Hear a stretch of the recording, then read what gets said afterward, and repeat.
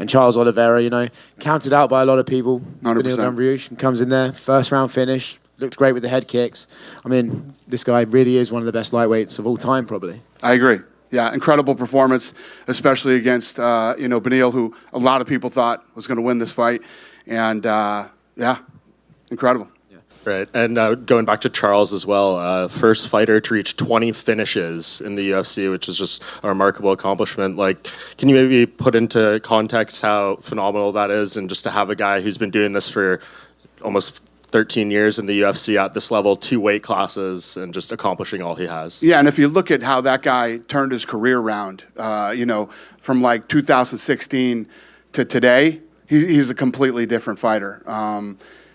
What he has accomplished in the last however many years it's been is unbelievable. What is it, like 7-8 years? I mean, it's amazing what he's done, and he looked like a world beater tonight. And I'm excited for him and Islam to fight again. So that's what you're leaning towards? No, I mean, I'm just saying it's the thing that makes sense. I'll tell you on Tuesday. But yeah, I mean, let's not play games. That fight makes sense. That's the fight that should happen, and I'm excited to see it again. How much of Islam's input do you take into that? I know you and Mick and Hunter and Sean will get in a room and talk about it, but he said, I think yesterday to Daniel Cormier when they did an interview, like he wants to fight a fresh opponent, the idea of doing another rematch right now.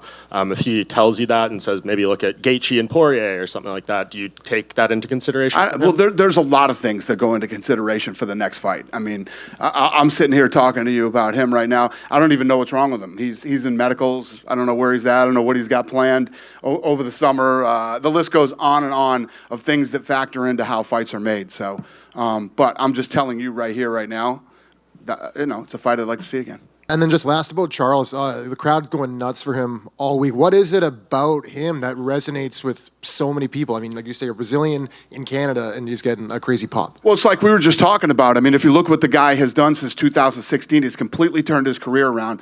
He's one of the nicest human beings in the world. He's fun to watch fight. He finishes. He goes for, if he'll stand and bang with you, or he'll go to the ground and try to submit you. He's a fun guy to watch, and he's a great person. So why not like him? Dana, just one over here to your left. Yep. Thrilling night for Charles Oliveira means a very disappointing night for Beneil Dariush. He had said over the week that he had been assured a title shot if he wins. What sort of role do you see him playing in the lightweight division coming off of this loss? I don't know. He just lost. I have no idea. I mean, this is one of those things for him. He's been waiting for this opportunity. He's got to go home, get with his team, get with his family. There's a lot that plays out on his side on what he wants to do next and where his head's at. And then we'll figure that out. But I don't even talk about that stuff the night of the fight. I mean, the guy just lost probably the most heartbreaking loss in his entire career. So he's got a lot of stuff he needs to deal with mentally, emotionally, and whatever else. Thank you. Yep.